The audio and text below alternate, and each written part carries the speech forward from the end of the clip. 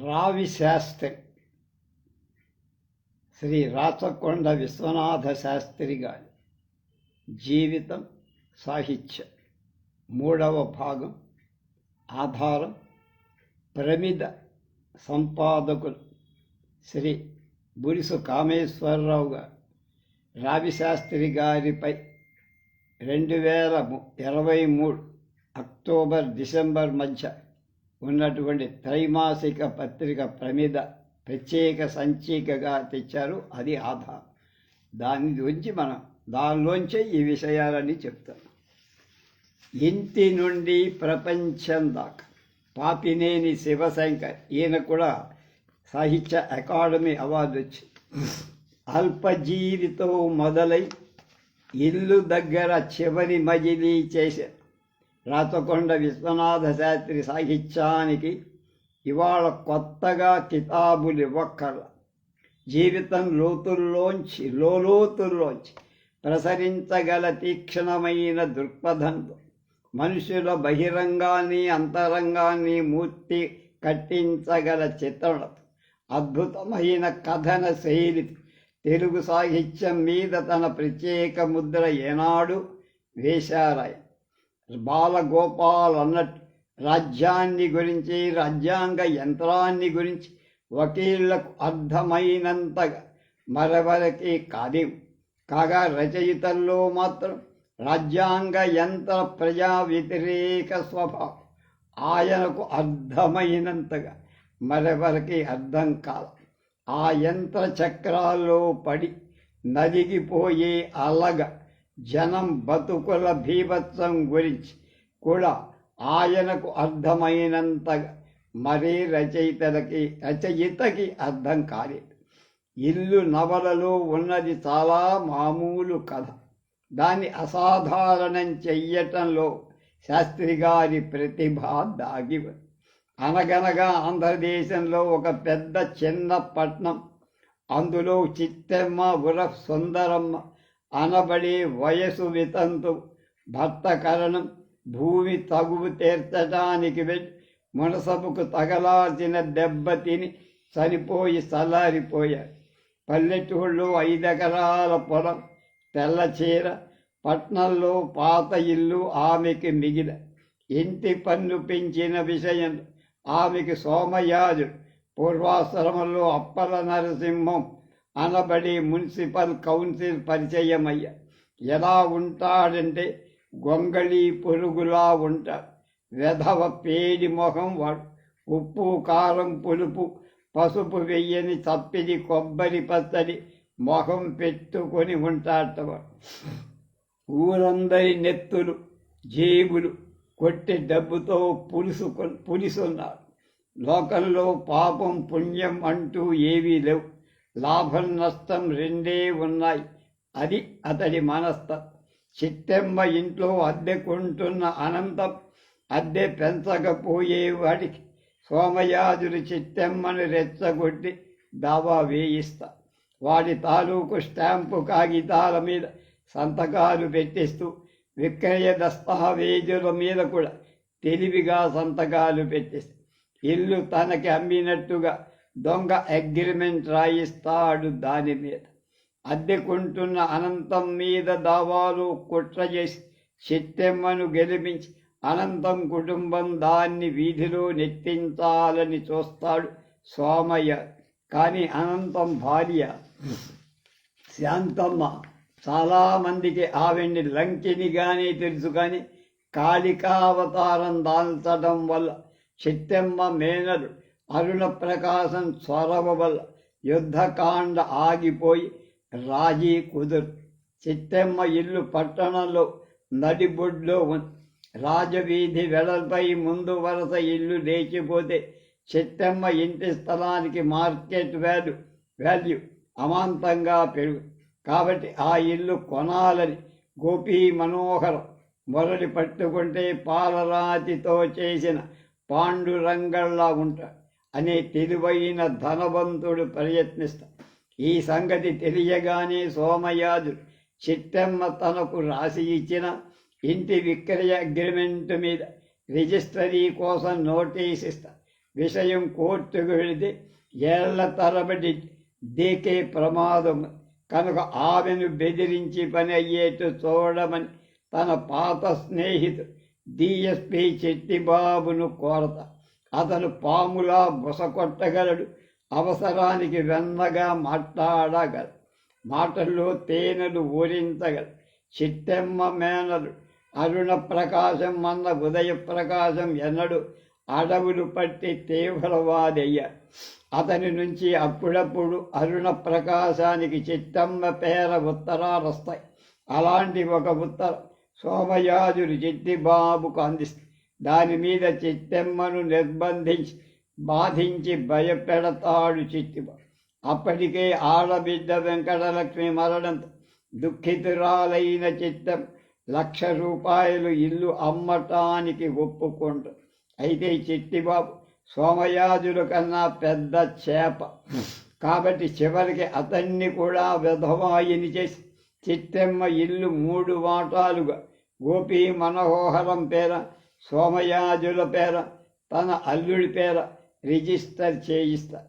అప్పటికే ఆస్తిపాస్తుల పట్ల విరక్తురాలైన చిట్టెమ్మ ఇల్లు అమ్మగా వచ్చిన డబ్బు మేనల్లుడికి వదిలేసి తీర్థయాత్రకు వెళ్ళిపో.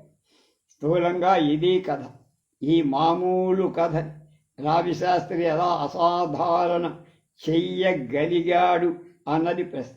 ఇల్లు కొందరికి అది ఉండటానికి గూడు, కొందరికి అది సంపాదించవలసిన ఆస్తి. ఆస్తి అంటే మీకు నాకు అందరికీ తెలుసు, అది ఒక భయంకరమైన భూతం. ఈ నవల్లో కీలక వాక్యాలు ఇల్లు ఉనికికి ఆలంబం, కానీ వ్యాపార సంబంధాలు బలపడే ప్రపంచంలో ఉనికికి సంబంధించిన అంశాలు సైతం ఆస్తి డబ్బు విలువగా మారిపోయి లాభ నష్టాల దోపిడీ దురాగతాల పరిధిలోకి చిట్టెమ్మ ఉనికి ఆ పాత ఇల్లు ఆధారం. అనంతం కుటుంబానికి ఆ అద్దె ఇల్లు జీవిత అవసరం.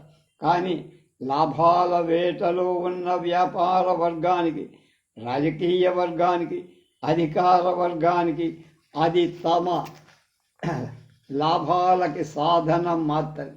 దాని చుట్టూ అల్లుకున్న మానవ అవసరాలతో నిమిత్తం లేదు, న్యాయాన్యాయాలతో నిమిత్తం లేదు. చిట్టెమ్మని మోసం చేసి విక్రయ అగ్రిమెంట్ దస్తావేజు రాయించిన సోమయాజు చాలా న్యాయంగానే తాను ప్రవర్తిస్తున్నాను అనుకుంటాడు. రచయితగా రావిశాస్త్రి సారాంశం ఏమిటంటే, ఒక్క ముక్కలు ఈ ప్రపంచంలోని చెడు పట్ల ఆయనకున్న అంతులేని ద్వేషం. దాన్ని తన రచనలు ఎక్కడా దాచిపెట్టాలని ఆయన ప్రయత్నించడు. బహుశా ఆ ద్వేషభారాన్ని మొయ్యలేక దాన్ని వ్యంగ్యం ద్వారా దించుకుంటాడేమో, లేకపోతే సహించటం కష్టం. కొందరు గొప్ప రచయితలు ఆయా కథా సందర్భాలు ఏ పక్షం వహిస్తారో మనకు తెలుసుకోవటం కష్టం.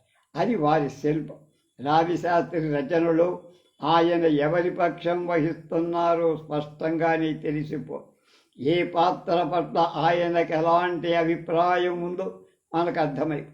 ఇది శాస్త్రి గారి శిల్పం. పాత్రల మనస్తత్వాన్ని ఆయనే స్వయంగా ఉల్లిపొర పుట్టు వెడుపదీసినట్టు విడమర్చివని ఆ పాత్ర పట్ల మనకి కలగార్చిన ద్వేషము ప్రేమ కలిగించి తీర్తారు. ప్రపంచంలో చెడు పట్ల ఆయనకు ఎంత ద్వేషం ఉందో మంచి పట్ల అంత ప్రేమ.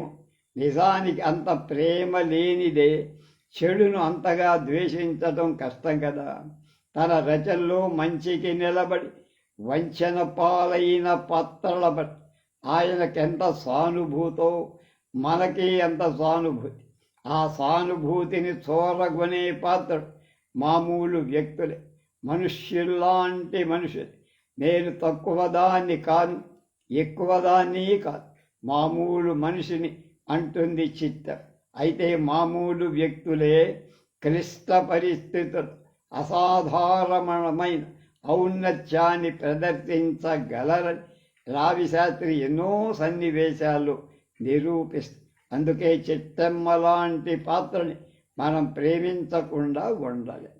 19వ శతాబ్దపు నవలలు ఒక కొత్త పాత్ర ప్రవేశించగానే దాని తాలూకు ఆకార వికారాలు విపులంగా వర్ణించి ప్రేక్షకుల పాఠకుల మనస్సులో ముద్రించేవారు. వాళ్ళ వాస్తవిక వాదంలో రియలిజం అదొక భాగం. అలాగే రావిశాస్త్రి కూడా. అయితే రావిశాస్త్రి ఒక పాత్రని పెట్టే సన్నివేశంలో దాని బాహిరాకృతినే కాక ఆంతరిక ఆకృతి కూడా సూక్ష్మంగా తెలియచేసి చేస్తారు. ఆ పాత్రను ఇక పాఠకుడు ఎలా ఫాలో కావాలో ముందుగానే సూచిస్తారన్నమాట. చిటికెల చిట్టి కన్నబాబుని చిట్టిబాబు అంటేనే డిపార్ట్మెంట్ వారి పై వాళ్ళకు కూడా తెలుస్తుంది. ఆజానుబాహుడు, స్ఫురద్రూపి. అతను అందంగా ఉంటాడు, ఎర్రగా ఉంటాడు, ఎప్పుడూ నీటుగా ఉంటాడు. కొత్తగా చూడటానికి వెళ్తే చాలా గూటుగా ఉంటాడు. అవసరం అయితే కూనీలు చేయించనగలవాళ్ళు ఉంటాడు, గదిగిన వాళ్ళ ఉంటాడు. అలా సాగుతుంది కొత్తగా కథలో ప్రవేశించిన పాత్ర పరిచయం. ఒకసారి ఒక పాత్ర మనస్తత్వాన్ని వేరే పాత్రల ద్వారా అద్భుతంగా ఆవిష్కరిస్తారు. మన చేత నవ్వుతూ విషం సాగించేవాడు ఏడుస్తూ పంచదార కలుపుకొని పాలు తాగగలడు ఈ సోమయాజు. వాడి ఒంటి మీద ఎన్ని రోమాలున్నాయో వాడి నిండా అన్ని పాపాలున్నాయి అని వ్యాఖ్యానిస్తుంది శాంత. ఇది అక్షర సత్యం. అప్పుడప్పుడు రావిశాస్త్రి తన పాత్రల మధ్య ఒక పాత్రలాగా ప్రవేశించి అలాంటి వ్యాఖ్యానాలు చేస్తారు. అనితర సాధ్యం రావిశాస్త్రి కథన శైలి. ఆవేదన, ఆవేశం రంగరించిన శైలి పాఠకుణ్ణి ఉద్వేగ భరితుణ్ణి చేస్తూ తీగ కదిలితే డొంకంతా కదిలే కథను అలవోకగా అల్లుకుపోతూ ఉంటాడు. సినిమాలో ఒక సీన్ కట్ అయి మరొక సీన్ మొదలైన ఎక్కడికక్కడ సన్నివేశాలు మార్చుతాడు. ఏ సన్నివేశం ఎంతవరకు అవసరమో అంతవరకు, ఏ సన్నివేశం ఎక్కడ మొదలు కావాలో అక్కడే మొదలు. విషయ కథనంలో శాస్త్రి గారు అక్కడక్కడ చేసే వ్యాఖ్యానాలు పాఠకుడికి వివేచనని, వివేకాన్ని నెట్టు. ఈ కథనంలో ఒక బిగి, ఒక మెలి ట్విస్ట్ వంటి. ఆయన కులాతీతి. మతం మీద కూడా అతనికి అంత నమ్మకం లేదు. అతను మతాతీతు. అతన్ని దైవాన్ని నమ్మడు, దైవాతీతు. అతని పెద్ద కుమార్తె వివాహం చేసుకొని అమెరికాలో స్థిరపడి అతను దేశాతీతు. మరైతే మాత్రం ఉన్నమాట చెప్పాల్సి వస్తే మాత్రం అతను మాత్రం డబ్బుకి మాత్రం తీతుడు కాడు. నీలాగా నాలాగా అందరిలాగా. రావిశాస్త్రి వర్ణనల్లో ముఖ్యంగా కనిపించే ఉపమానం. అతను మల్లె పువ్వులా స్వచ్ఛంగా లేడు, గులాబీ పువ్వులా సుకుమారంగానూ లేడు. ఎర్రగన్నేరు పువ్వులా అతనిలో ఒక మోటు రకం ఆకర్షణ ఉంది. ఆమె నందివర్ధనం పువ్వులా గుమ్మటంలా గుమ్ముగా ఉంది. ఇలాంటి పోలికలు ఆయన రచనలో కోకొల్లలు. ఆయన శైలికి కవిత్వ పరిమళం ఉంటుంది. ఆయన మాదిరిగా సూటిగా, చురుగ్గా, కరుగ్గా, పొందిగ్గా సంభాషణలు నడిపించగలవాళ్ళు తక్కువ. సంభాషణని అటు ఇటు ఎటేటో విసిరేసినట్టు కాక ఒక పాయింట్ మీద నడిపించరు లాయర్ కనుక. ఆయనకే తగు. ఎవరిని వెళ్ళి అడుగుతావు? భగవంతుడు. ఎక్కడికైతే వెళ్ళి అడుగుతావు? కాశీకి పోయి. దేవుడు కాశీలోనే ఉన్నాడా? గదిలో కూర్చొని అరిచే కంటే ఆరు బయట కూర్చొని అరవటం మంచిదని ఇలా సంభాషణ విషయాన్ని తొలుచుకుంటూ వెళ్ళిపోతాడాయ. రావిశాస్త్రి గారి రచనలు నా మట్టుకు నాకు బాగా అభ్యంతరకరమైన విషయం ఏమిటంటే ఆయన వాడే బూతు మాట. లంచముండు, దెబ్బముండు, లంచకుడు ఇలాంటి మాటలు ఎన్నో ఇల్లు నవల్లో కనిపి వాటిని రచయిత కాక ఆ పాత్రడే పలకవచ్చు. ఆ సందర్భాలు ఆ పాత్రడు లేక ఆ మనిషి అలాగే మాట్లాడవచ్చు. కానీ ఆ బూతు మాటలు లేకుండా సహజత్వం లేదా అని నా ప్రశ్న అంటాడు. ఈ రచయితకు ఉండాల్సిన విచక్షణ సంగతి ఏమిటి?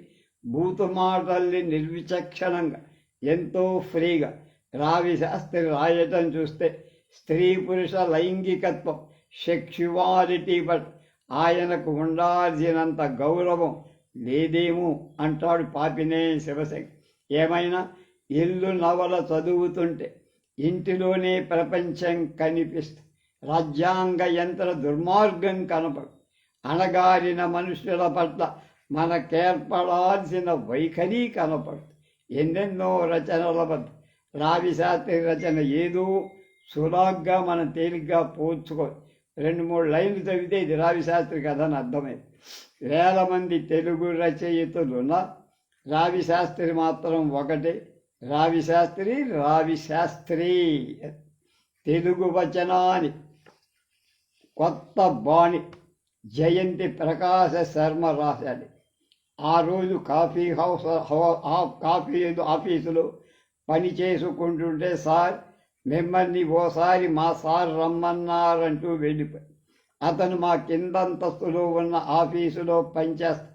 మా ఆఫీసు ఆర్టీసీ కాంప్లెక్స్కి రెండవ అంతస్తులో మొదటి అంతస్తులో రాష్ట్ర సమాచార కేంద్రం. ఆ పిలుపు వచ్చింది ప్రఖ్యాత కథా రచయిత భమిడిపాటి జగన్నాథరావు దగ్గర నుంచి. ఆయన అక్కడి డిప్యూటీ డైరెక్టర్గా ఉండేవాడు. నేను వెళ్ళగానే కూర్చోమని చెప్పి, ఇవాళ నువ్వు సహాయం చెయ్యాలి అంటూ నా వైపు అభ్యర్థనగా చూసి, ఎంత మాట? తప్పకుండా సార్. సాయంత్రం ఇక్కడే ఓ డిన్నర్ ఉంది. ఓ పెద్ద ఆయన ఊళ్ళోకి వచ్చారు. ఆయనతో పాటు మనూరులో 4 పెద్దలు వస్తారు. కాసేపు కబుర్లు చెప్పుకొని కాలక్షేపం చేస్తాం. తర్వాత అర్ధరాత్రి నేను ఇంటికి వెళ్ళటానికి ఆటోలు రిక్షాలు దొరకవు కదా. నువ్వు నీ స్కూటర్ మీద నన్ను మా ఇంటి దగ్గర దిగబెట్టి ఈ సహాయం చెయ్యాలి. ఒకసారి ఆలోచనలో పడ్డా. ఇప్పటికలా అప్పుడు ఫోన్ అవకాశాలు ఉండేవి కావు. సాయంత్రం ఇంటికి లేటుగా వచ్చేట్లయితే ఉదయమే ఇంట్లో చెప్పి వచ్చేవాడిని. ఇప్పుడైనా సడన్గా ఏదో పని తగిలి రాత్రి ఇంటికి లేటుగా వెళితే ఇంట్లో అంతా వీధి గుమ్మం దగ్గర ఎదురు చూస్తూ ఆందోళనగా ఉండే. కొండకుతో చివాట్లు. ఈ పరిస్థితి తలుచుకొని ఒకసారి ఇబ్బందిగా పెద్ద లేటవదయ్యా, 9-9:30 అయిపోతుంది. ఆయన మాటలు వింటూనే కాదన్నా. దానికి తోడు నాకు మొహమాటం. సాయంత్రం 7 గంటలకల్లా వచ్చి మాతో పాటు ఇక్కడే భోజనం కూడా చేద్దుగా, నీకే ఇబ్బంది లేదుగా? అదే ఇబ్బంది లేదు, అలవాటు లేదు సార్ అంటూ 7 గంటలకు వస్తానంటూ వెళ్ళిపో. సాయంత్రం ఆఫీస్ అవ్వగానే నేను వెళ్ళేసరికి అందరూ వచ్చి అక్కడ హాల్లో రౌండ్ టేబుల్ ముందు కూర్చొని కబుర్లు చెప్పుకుంటున్న వాళ్ళని ఒకేసారి చూసి ఆశ్చర్యం. ఆయన్ని ఎప్పుడైనా సాహితీ సభల్లో చూడడము, జగదాంబ దగ్గర తలదించుకొని ఏదో ఆలోచిస్తూ నడుస్తున్నప్పుడు చూడడమే కానీ అలా ఎదురుగా చూసే అదృష్టం రాల. ఎప్పుడు హాఫ్ హ్యాండ్స్ టకప్ చేసుకొని కనబడే ఆయనే రాచకొండ విశ్వనాథ శాస్త్రి. ఈ కుర్రాడు జయంతి శర్మ అంటూ అక్కడ వాళ్ళకి నన్ను పరిచయం చేశారు. జగన్నాథ శర్మ గారి ఆంధ్రజ్యోతిలో, నవ్యలో చాలా కాలం పయ్యాయి. అక్కడున్న వాళ్లలో ఒక భరాగు గారి నాకు బాగా తెలిసినవాడు, భమిడిపాడు రాంగోపాల్. రావిశాస్త్రి గారు తరచు కనపడే వ్యక్తి. వీళ్ళందరూ నీకు తెలుసుగా అంటూ నా వైపు చూశారు. అవునన్నట్టు తల పక్క కుర్చీలో కూర్చు.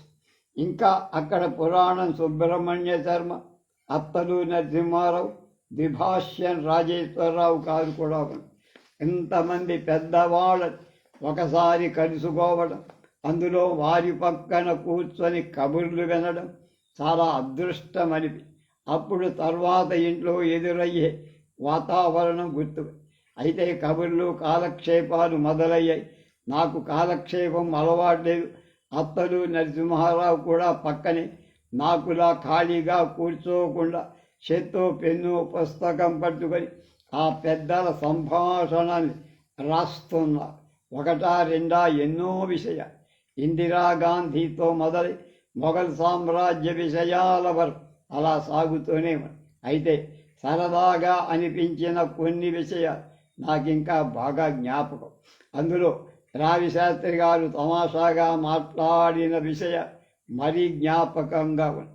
వాటిలో మీ ఇంటి పేరు జయంత, మంది విజయనగరం అన్నమాట అంటూ ఆయన నా భుజం తట్టి అందరి వైపు చూస్తూ, నాకు క్యాస్ట్ ఫీలింగు లేదు కానీ సబ్ క్యాస్ట్ ఫీలింగ్ ఉంది కదూ అంటూ నవ్వారు. నాకు ఆ మాట అర్థం అవట చాలాసేపు. అలా సాగుతున్న కబుర్లలో ఒక్కసారి బాపు గారికి సంగీత జ్ఞానం లేటుగా వచ్చిన తర్వాత ఎంత అందంగా తీశారో ఆ సినిమానంటూ రావి శాస్త్రి గారు అనటంతో అందరూ అవునంటూ తలూపారు. అదేమిటి, బాపు గారికి సంగీతం మీద మంచి పట్టుందిగా అని నాకు అనిపించింది. నల్లగా బొద్దుగా ఉన్న, పెద్ద కళ్ళు పెద్ద జడ ఉన్న ఆ అమ్మాయితో ఎంత బాగా తీశాడండి ఆ సినిమా అంటూ రావి శాస్త్రి గారు ముత్యాల ముగ్గు సినిమా గురించి చాలా విషయాలు చెప్పారు. ఒకసారిగా శాస్త్రి గారు హైలేవసో హంస కదా నా పడవ ఉయ్యాలూగింది ఊగీసలాడింది, ఇది భీష్మ సినిమాలో. ఆయన గొంతు కొంచెం మందస్వరంలో ఉన్న సాలు రాజేశ్వరరావు గారి గొంతుల నాసిక ధ్వనితో ముక్కు అన్నమాట పాడారు. ఎవరో మహారాజు ఎదుట నిలిచాడు, ఏవో చూపులతో సరసకు మనసే చెలించునే మయదారి మగాళ్ళ అంటూ ఆ పాట చరణ విశదీకరించి చెబుతూ, ఆ పిల్లలు చూసి భీష్ముడే కాదు ఎలాంటి ప్రబరాక్షుడైన బొట్టలో పడాల్సిందే అంటూ ఎన్నెన్నో సినిమా సంగతుల్ని రావి గారు చెప్పారుంటే అలా మైమరచి కూర్చుండిపోయా. ఇప్పటి సెల్ ఫోన్లు ఉంటే ఫోటోలు తీసి ఆ కబుర్లు రికార్డు చేసి నిక్షిప్తం చేసే అవకాశం ఉంది. ఆ మహానుభావుల దగ్గర ఎంత జ్ఞాన సంపద ఉందో అందులో ఒక్కసారి శాతం సాయం పక్కన కూర్చుని వినే సువర్ణ అవకాశం నాకు వచ్చి. ఇక రావి శాస్త్రి గారి సాహితీ సంపద గురించి చెప్పేటంత శక్తి నాకు లేదు, కానీ ఈ మధ్యకాలంలో ఒక విషయం చెప్పాలి. నేటి భారత ప్రధాన న్యాయమూర్తి ఎన్వి రమణ గారు ఆ మధ్యకాలంలో న్యాయమూర్తులు న్యాయవాదులు కొలువు తీరిన ఒక సభలో ప్రసంగిస్తూ తనకిష్టమైన కథ మాయని చదివి వినిపిస్తూ ఆహూతులను మైమరపించి, ఈ మాయ కథకుడు రుక్కుల కథకుడు రావిశాస్త్రి గారిని తెలుగు సాహితీ లోకానికి వేరే పరిచయం చేయాల్సిన అవసరం మరో శతాబ్దం దాకా రాదని కూడా అలాంటి కథ ఘంటాపదంగా రావిశాస్త్రి గారిని ఎప్పుడూ ఒకరి పక్షమే, అణచివేతకు గురవుతున్న అభాగ్యుల పక్షం. వారి బాధలు కన్నీటి గాథ వారి భాషలోనే ప్రపంచానికి చెప్పారు. ఈ చెప్పడం కోపంగా చెప్పారు, వేదనతో చెప్పారు. వీరికంటే ఎక్కువగా విపరీతమైన వ్యంగ్యంతో కొంచెం హాస్యం జోడి పండిత పామరులకు సైతం ఆకట్టుకునేలా చెప్పారు. వ్యవస్థలో ముఖ్యంగా రాజకీయ న్యాయ పోలీసు వ్యవస్థలో వేళ్ళూనుకుపోయిన అవినీతి, లంచగొండితనం, ధనిక వర్గాలు ఘనీభవించిన స్వార్థం, దురాశ, నైతిక విలువల పతనం, మానసిక క్షీణత పాఠకుడికి ఒక పక్క నవ్వు తెప్పిస్తూనే జుగుప్స అసహ్యం కలిగేలా చెప్పారు. పోలీసుల మీద లాయర్ల మీద ఆయన సంధించిన వ్యంగ్యాస్త్రాలు అన్నీ ఇన్ని కావు. వాటి గురించి చెప్తే సరిపోదు, చదివితేరా. వారి రచనలు చదివిన చాలామంది పాఠకులు వాటిని మళ్ళీ మళ్ళీ చదవకుండా ఉండలేని స్థితికి చేరుకుంటారంటే అది అతిశయోక్తి ఏమాత్రం కాదు.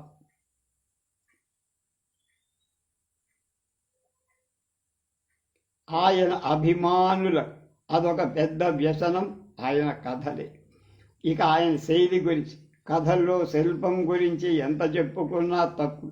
ముఖ్యంగా రచనలు, ఆయన ప్రయోగించే ఉపమానాలు, ఆయన రచనకు బలం బలహీనత కూడా పాఠకుని దృక్పథాన్ని బట్టి.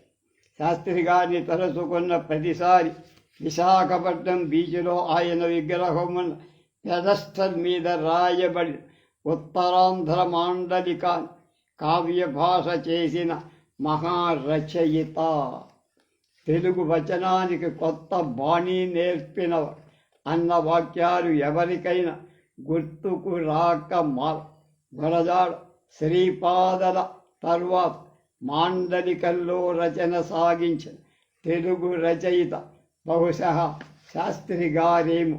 ఈనాడు అనేక మంది రచయిత తమ తమ మాండలికాలు రచనలు సాగిస్తున్నారన్న వాటిని ఇతర ప్రాంతాలకు చెందిన పాఠకులు చదవటం మాత్రమే కాదు ఆస్వాదిస్తున్నారు అనటానికి కారణం రావిశాస్త్రి గారు.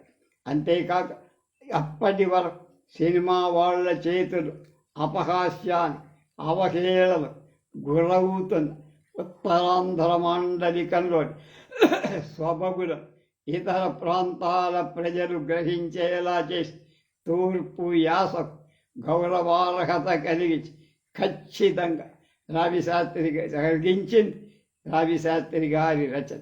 అందుకే ఉత్తరాంధ్ర ప్రజలకు ముఖ్యంగా విశాఖపట్న పోలికి శాస్త్రి బాబంటే అబ్బో మా శ్రద్ధ ఇది.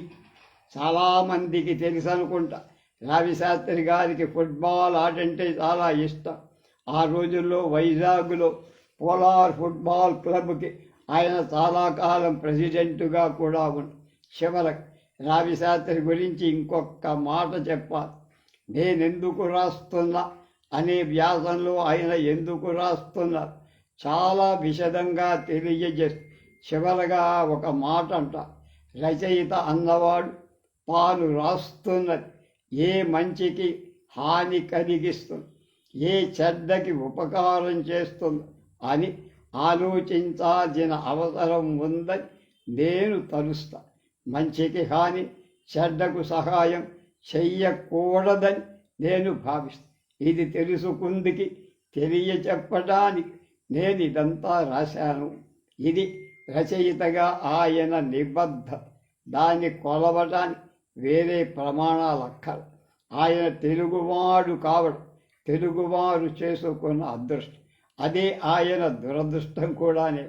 ఎందుకంటే అంత గొప్ప రచయిత ఏ వంగదేశంలోనూ పుట్టుంటే ఆయనకు నోబెల్ బహుమతి వచ్చాడు. ఆయన కథలన్నీ ఇంగ్లీష్లోకి అనువాదం అయ్యాయి. మనకి కుప్పం యూనివర్సిటీ వారు చాలా కథలు అనువాదం చేశారు. అందులో ఆయన తమ్ముడు రాచకొండ నరసింహశాస్త్రి గారు కొన్ని అనువాదం కూడా చేశారు. అది కాకపోతే ఆయనకు నోబెల్ బహుమతి వచ్చాడు. అది రాకపోయినా కనీసం ఆయన ప్రతిభ భారతదేశం మొత్తానికి వెల్లడయ్యాడు. ఈ మాటలు చాలామంది పెద్దలు అనేవాళ్లే, కానీ పద్యం తెలుగువారికి మాత్రం ఎలా ప్రత్యేకం. రావిశాస్త్రి రచన తెలుగువారికి మాత్రమే తరగని సాహితీ సంపద. దేశకాలమాన పరిస్థితులు మారుతున్న నిత్యం కనిపించి కదిలించేది మాత్రం రావి శాస్త్రీయమే. ఆచార్య కోలవెన్ను మలయవాసి, ఆమె కూడా విశాఖపట్నం తాలూకు అక్కడ ఆవిడే. రావిశాస్త్రి గారి జ్ఞాపకాలు కొన్ని మనకు గుర్తు చేస్తాయి. అవి నేను ఆంధ్ర విశ్వవిద్యాలయం తెలుగు ఆనర్స్ చదువుకునే రోజు 1961-60. అప్పట్లో ఆంధ్ర విశ్వకళా పరిషత్లో ప్రతి ఏటా డిసెంబర్ నెలలో నాటక వారోత్సవాలు నిర్వహింపబడి అప్పటి రిజిస్ట్రార్ గోపాలస్వామి నాయుడు గారు నాటక విదేశాల్లో పర్యటించి వివిధ రంగస్థలాలు చూసిన అనుభవంతో ఆంధ్ర విశ్వవిద్యాలయం ఒక ఓపెన్ థియేటర్ నిర్మించారు. రంగస్థలం మీద నాటక ప్రదర్శన ఒక ప్రత్యేకత కలిగి ఉంది. 1962లో ఈ సంవత్సరం నాటక పోటీలు ఆంధ్ర మెడికల్ కాలేజీ విద్యార్థులు నిజం అనే నాటకం ప్రదర్శించారు. మహీధర జగన్మోహన్ రావు గారు అమ్మాయి సుశీలారాణి మా సీనియర్ నన్ను ఈ ప్రదర్శనకు తీసుకువెళ్ళి ఆ నాటకం నా జీవితంలో నేను చూసిన గొప్ప నాటకంగా నా మనస్సులో నాటుకుపోయి నాటకం పూర్తయ్యాక ఆచార్య కొర్లపాటి శ్రీరామూర్తి గారు, అబ్బూరి గోపాలకృష్ణ గారు, అత్తిలి కృష్ణారావు గారు రావిశాస్త్రి గారిని అభినందించడం ఆ సందర్భంలో మొదటిసారిగా చూశాను. ఆ తరువాత వారి కథలు, నవలలు చదవటం, వాటిలో సత్యాలు తెలుసుకొని సమాజాన్ని ఆకళింపు చేసుకోవటం జరిగింది. ఆంధ్ర విశ్వవిద్యాలయంలో లెక్చరర్గా 1975లో చేరాక వారి నవలలు, కథలు, నాటకాలు పాఠం చెప్పే అవకాశం లభించింది. ఆ శాఖలో నా సహప్రవర్తకులు అత్తలూరి నరసింహారావు గారు, రావిశాస్త్రి గారు ఆత్మీయ మిత్రుడు. నరసింహారావు గారు రావిశాఖీయం అనే పుస్తకం కూడా రాశారు. ఒక సందర్భంలో రావిశాస్త్రి గారు మా తెలుగు శాఖలో నిర్వహించిన సభకు ముఖ్య అతిథిగా ఆహ్వానించి ఆ రోజు వారి ఉపన్యాసంలో వారు చెప్పిన 2 విషయాలు నాకు ఇప్పటికీ గుర్తు. ఒకటి, మనిషి ఒక్కటే ఉంటే నీతి అనే మాటకు అవసరం రాదు. సంఘజీవి అయ్యాడు కనుక నీతికి నియమాలు అవసరం ఏర్పడి, నీతి లాంటిదే కథ పుట్ట. మానవుడు ఒక్కడే ఉంటే కథలు పుట్టవు. సంఘజీవి అయిన మానవుడి జీవితంలోంచే కథలు పుడతాయి. రావిశాస్త్రి గారితో 1-2 సార్లు రచయితల ఇష్టాగోష్ఠిలో పాల్గొన్నప్పుడు శాస్త్రి గారు వారి తల్లిగారి గురించి ఎంతో గౌరవంగా చెప్పిన విషయాలు స్మరించుకోదగిన. మా అమ్మగారి కథలు, నవలలు చదవటం చాలా ఇష్టం. ఆవిడ వల్లనే మా అన్నదమ్ములందరికీ సాహిత్యం మీద ప్రీతి ఏర్పడింది. నేను మా అమ్మగారిని కథల పోటీకి వచ్చిన కథలు చదివి మంచి కథలు ఎంపిక చేసే పని అప్పగించా అంటూ చెప్పారు. రావిశాస్త్రి గారు చిన్నప్పుడు అంటే 9వ ఏట చదివిన కథ ఆ గదిలోని అనే కథను సంపాదించి పెట్టడానికి నేను సహాయకురాలిని కాగలి. అది నాకు ఎంతో సంతోషాన్ని కలిగింది. ఆ కథ విషయమై రావిశాస్త్రి గారు చెప్పిన సంగతులు, ఆ గదిలోనే అనే కథను నేను నా 9వ ఏట చదివా అని ఇప్పుడు తెలుసుకున్నా. అప్పుడు అది అద్భుతమైన కథగా నాకు అనిపించింది. చిన్నవాణ్ణి అవ్వటం చేత కొన్ని మాటలకు అర్థాలు తెలియకపోయినా కథ మాత్రం బోధపడి చిన్నతనంలో చదివినప్పటికీ ఈ కథ నాకు బాగా గుర్తుండిపోయి. తరువాత చాలామంది మిత్రులతో నేను ఈ కథ గురించి చెప్పాను. కథని మళ్ళీ చదవాలని చాలాసార్లు నాకు అనిపించింది, కానీ నాకు ఎక్కడా అది దొరకదు. నేను కాక మిత్రుడు పురాణం సుబ్రహ్మణ్య శర్మ గారు, స్వాతి బలరాం, చలసాని ప్రసాద్ గారు కూడా చాలా ప్రయత్నం చేశారు, కానీ చిక్కినది 1930-33 మధ్య కాలం. ఈ కథ నేను గృహలక్ష్మిలో చదివినంత మేరకు మాత్రం గుర్తు. గృహలక్ష్ముడు చాలా గ్రంథాలయాలు వెదికిన దొరకదు. అయితే మిత్రుడు అత్తలూరి నరసింహారావు పట్టుదలగా పూనుకొని మలయవాసిని సహకారంతో పూజ్యులు ముద్దా విశ్వనాథం గారి చేత ఈ కథని తప్పక తవ్వి తీయించారు.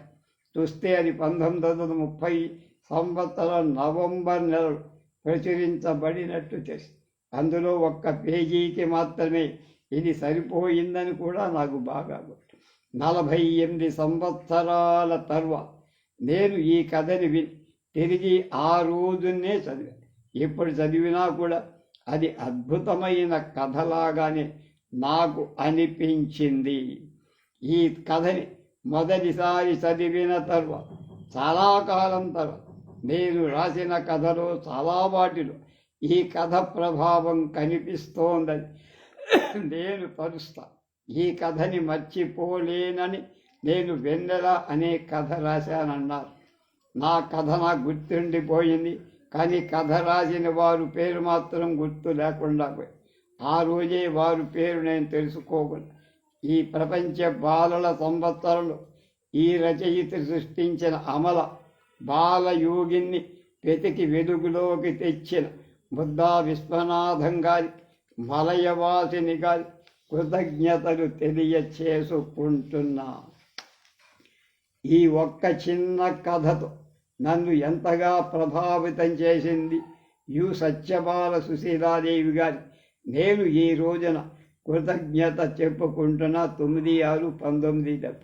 స్వాతి మాసపత్రిక జూలై సంచికలో నాకు నచ్చిన కథ శీర్షిక రావిశాస్త్రి గారి సన్మానాలు వేడుకలు గిట్టం. ఆంధ్ర విశ్వ కళా పరిషత్తు వాడు కళాపూర్ణ ప్రపూర్ణ ఇవ్వబోతే వద్దన్న. 60 ఏళ్ల పండగ చేయటానికి మిత్రులంతా ఏర్పాటు చేసుకుని కూర్చుంటే ఆ సమావేశాన్ని రాకుండా తప్పించుకొని, అయితే వారి 70వ పుట్టినరోజు సందర్భంగా పద్యగానం అని పేరు పెట్టి వారికి ఇష్టమైన ఆధునిక కవుల పద్యాలు జువాది గౌతమరావు గారి చేత పాడించే సభను ఏర్పాటు చేశారు. జువాది గౌతమరావు గారు కరీంనగరం వారు. ఆయన విశ్వనాథ ఎలా పద్యాలు చదువుతారు, మక్కీకి మట్టి అలా చదువుతారు. ఒకసారి బెజవాడ రామ్మోహన్ లైబ్రరీలో ఆయన కవిత గానం చేస్తుంటే విన్నాం. ఆ సభ ఆ ఊళ్ళో ప్రేమ సమాజం హాల్లో జరిగి రావిశాస్త్రి గారి ప్రాణ ఆత్మీయురాలు అబ్బూరి వరదరాజేశ్వరరావు వరద జరిగింది. అబ్బూరి ఛాయాదేవి దంపతులు హైదరాబాదు నుండి వచ్చి ఆ సభ ఆనాడు శ్రోతలతో కిక్కిరిపోయి, ఆనాటి సభలో ఆయా కవులను వారి రచనలు ఆ రచనలోని ప్రత్యేకతను వివరించే అవకాశం నాకు దొరికింది. ఒక్కొక్క కవిని గురించి నేను చెప్పడం, గౌతమరావు గారు ఆ పద్యాలను మధురాతి మధురంగా గానం చేసి శ్రోతలను మంత్రముగ్ధుల్ని చేయడం, గంటన్నరక రావిశాస్త్రి దంపతులు ఆనంద తుందితులైన హృదయులు కావటం ఆనాటి ప్రత్యేకత. ఆ సభా వేదిక మీద రావిశాస్త్రి గారి పక్కనే కూర్చునే అవకాశం, నేను కవిని పరిచయం చేసిన వెంటనే వారు ఒక అభినందన వాక్యం పలకడం నా జీవితంలో మరపురాని విశేష ఘట్టం. సభాంతం ఆ సభలో వారి 70వ పుట్టినరోజు కానుక అంటూ అబ్బూరి గోపాలకృష్ణ గారు, బరాగు రమణయ్య రాజ, విశాఖలోని న్యాయవాదులు ఉత్సాహంతో ప్రకటించారు. వరదరాజేశ్వరరావు గారు రాచకొండ వారి సాహితీ వ్యక్తిత్వాన్ని గురించి చక్కని విశ్లేషణ చేశారు. ఛాయాదేవి గారు, శ్రీమతి విశ్వనాథ శాస్త్రి గారు కూడా చక్కని ప్రసంగాలు చేశారు. ఆంధ్రప్రభలో ఈ వార్త ఫోటోతో సహా ముద్రించారు. విశాఖలో పద్యపానం అనే శీర్షిక. నిజం నాటక ప్రదర్శన నాడు పరిచయం అయిన రావిశాస్త్రి గారి నిజం నాటకం గురించి కొన్ని నిజాలు చెప్పి నా వ్యాసం ముగిస్తానంటున్నారు మలయవాసి. నిజం నాటకం ప్రజలు ఎలా ఆదరిస్తారు అని మొదట్లో సందేహించారు శాస్త్రి. అయితే అది వందలాది ప్రదర్శనలు పొంది ప్రేక్షకుల ఆదరణ పొంది. మరో విషయం, రాచకొండవారు రచయితే కాదు నటుడు. నిజం నాటకంలో కన్యాశుల్కంలో కూడా వారు నటించి ప్రతిభ ప్రదర్శించారు. ఉత్తరాంధ్ర మాండలికలు, అట్టడుగు వర్గాల భాషలు, అట్టడుగు వర్గాల సమస్యలు ప్రతిభావంతంగా ప్రభావపూరితంగా పదునైన రచనలు చేసిన ఏకైక రచయిత రావిశాస్త్రిగా. ఒక్క మాటలో చెప్పాలంటే శ్రీ భావాల రావిశాస్త్రి భాష్యకారు, ఉత్తమ రచయితలు చిరంజీవి. ఇవాళ చివరి వ్యాసం డాక్టర్ నాగసూరి వేణుగోపాల్ తెలుగు కథానిక పరిధిని విస్తృతం చేసిన రావిశాస్త్రి. వినోద్ మెహతా, అరుణ్ శౌరి వంటి జర్నలిస్ట్, ఎడిటర్ జర్నలిజం కోర్సులు చదివి ఆ రంగంలో ప్రవేశించాల, కానీ విభిన్నంగా విలక్షణంగా ప్రకాశించి అందువల్లనే రేడియో రంగంలో ప్రొఫెషనల్ వర్సెస్ అకాడమిషియన్స్ అనే చర్చ ఎడతెగక జరుగుతుంది. అలాంటిదే ఫిక్షన్ నాన్ ఫిక్షన్ రచయితల మధ్య ఉండే అపురూపమైన వివక్ష. వ్యాసం రాసే వాళ్ళకి కాస్త చులకనగా చూడటం తెలుగులో ఉంది. అలాగే ఇంకో ధోరణి, ఫలానా వాడు సాహిత్యం చదవకపోయినా మంచి కవితలు లేదా మేలైన కథలు లేదా సొగసైన విమర్శలు రాయటం అభినందనీయం వంటి మాటలు సభల్లో వినపడ. ఇవన్నీ ఎంతో కాలంగా సాగుతున్న ధోరణి. అవి మంచివా కావా, కీడా మేలా అని చర్చించే ముందు ఈ పోకడులున్నాయని తెలుసుకోవాలి. మొదట అది సాధ్యపడితే తర్వాత మిగతా విషయాలు వీలవుతాయి. ప్రాచీన కవుల విషయం, వాళ్ళ వృత్తులు వగైరా మనకు వివరంగా తెలియదు కనుక వదిలేద్దాం.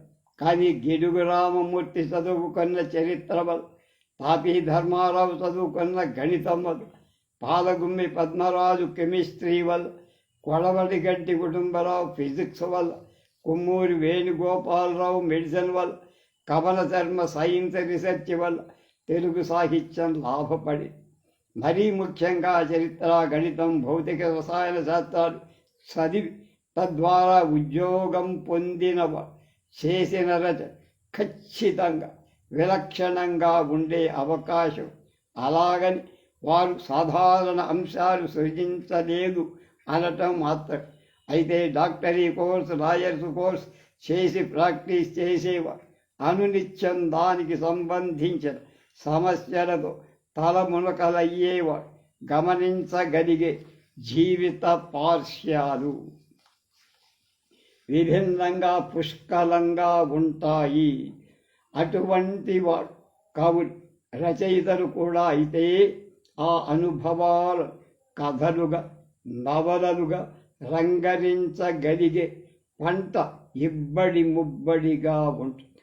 కోర్టులో వాదించడమే కాదు, ఎమర్జెన్సీ కాలం జైలు వాసం కూడా ఎదిగిన రావి శాస్త్రి జీవితం పలు రకాలుగా సంపూర్ణ. ఆయన సృజించిన కథా సాహిత్యం కూడా ఎంతో సంపూర్ణ. వారి కథా ప్రపంచంలో చమకులు, సొగసు చాలా ఎక్కువ. ఒకవైపు మాండలికం, మరోవైపు శైలీపరమైన శిల్పం, ఇంకోవైపు జీవితాన్ని తనదైన బాణిలో చూడటం. ఇవి స్థూలంగా ఆయన కళానికి ఉండే ముఖ్య పార్శ్వ. వస్తువు ఎంపిక, అందులో జీవన సిద్ధాంతాలు ఇనుమడింపచేయదు. ఆయన లాయర్ వాదన సృష్టి పడిపడే పాఠకులకు గుర్తు చేస్తుంది. అందువల్ల ఆయన సాహిత్య సృష్టి మనకు అనేక రకాలుగా విలువైంది, అపురూపమైంది కనుక ఆయన మీద పరిశోధన కూడా అంతే స్థాయిలో జరిగితే ఎంతో బాగుంటుందని ఆశించాడు నాగసూరి వేణుగోపాల్. రేపు ఉపమా రావి శాస్త్రస్య అని బీనాదేవి అనేటువంటి లాయర్ రాసిన వ్యాసం రేపు తెలుసుకుంది.